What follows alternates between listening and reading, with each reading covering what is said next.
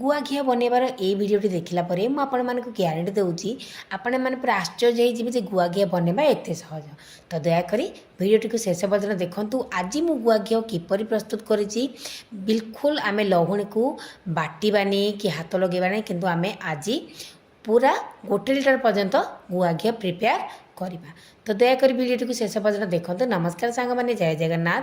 आपण समस्त को मो यूट्यूब चैनल बहुत सारा स्वागत।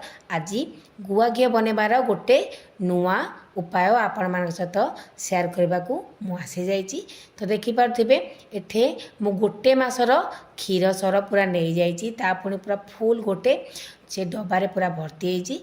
आउ आपण मैंने एमती सर रखा जब चाहते माने कम क्षीर में आपण मोटा लहुणी रखा चाहते ताले गोटे ट्रिक आपणातु। जिते आपण मैंने क्षीर गरम करेंगे से रूम टेम्परेचर थी ताको आपण फ्रिज में थोईदेवे।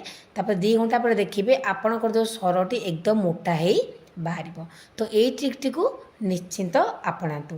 तो आजिकार वीडियो आपण मानक पई निहाती भाव में बहुत यूजफुल हम यह मोर आशा। तो देखिपे एपटे मु सबू सर गुड़ी को गोटे बड़ जगह को ढाड़ी देती। तापर जेहेतु आपको आज बतई मु सर को आज बाटेबी। तो देखिपे एपटे मुझे हैंड ब्लेंडर नहीं आसी आबे सर को ये मु बाटेबी।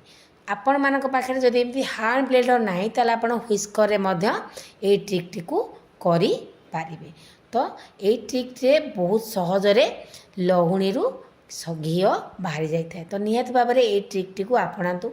तो देखिपे मु ब्लेंडर पूरा कंटिन्यूअसली 3 ରୁ 4 मिनट चलैला परे मोर सर पूरा पूरा पतला हो जाए पूरा भल से फिटी जाइए। बहुत क्रीमी फॉर्म को पलि आसी। तापर मुझे ठंडा पानी हाफ ग्लास ढाड़ी देती। हाफ ग्लास ठंडा पानी ढाड़ी सारापर ताकू आउ 5 मिनट एपरी ब्लेंडर रे बुले नहीं। तो देखिपे 5 मिनट बुले सारापर मोर लहुणटी आहरी मोटा हो जाए। से आउ हाफ ग्लास ठंडा पानी देदेली। आपण मैंने चाहिए ठंडा पानी जगार बरफ खंड यूज करें। तो देखिपे आउ 5 मिनट मु ब्लेंडर को एमती बुले सारापर आपण मैंने देखिपे आमर माखन पूरा बढ़िया से बाहरी गला माने लहुणी गुड़िक किपर ऊपर को उठी आसाला आप देखिपे।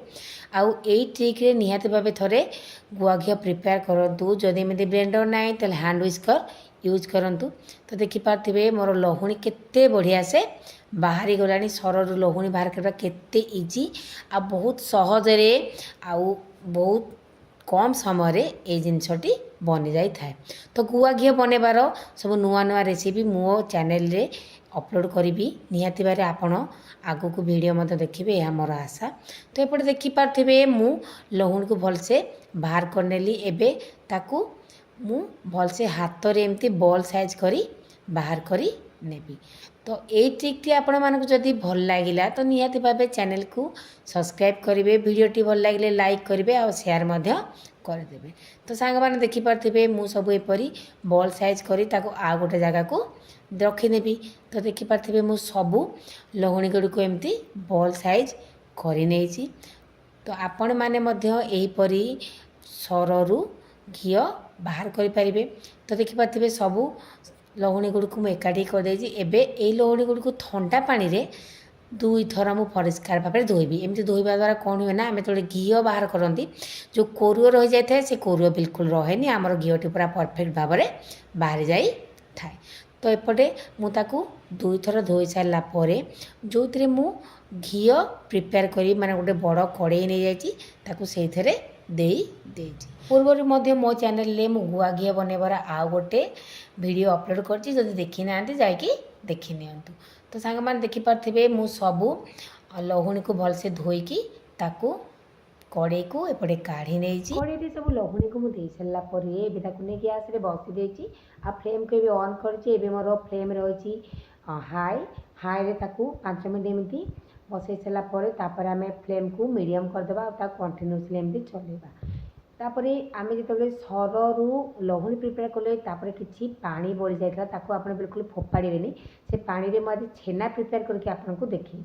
तो ये देखिपे आमर घी बढ़िया से बाहरी गला आप कंटिन्यूअसली चलेबे पूरा ब्राउन कलर हवा पर्यटन आप चलेबे। तो ये आप देखिपे मोर ब्राउन कलर आसीगला। एबे मु गैस फ्लेम को ऑफ करी ताकू ठंडा हाँपाई कि समय छाड़ी देवी।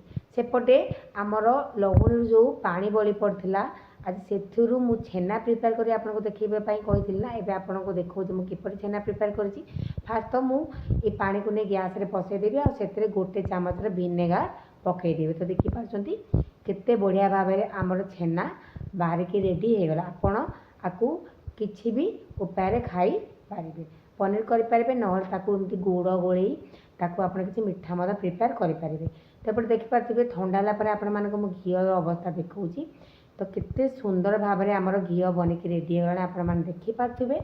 तो केते सहजरे आमे आज गोटे नुआ उपाय गुआ घी बनवा शिखिले।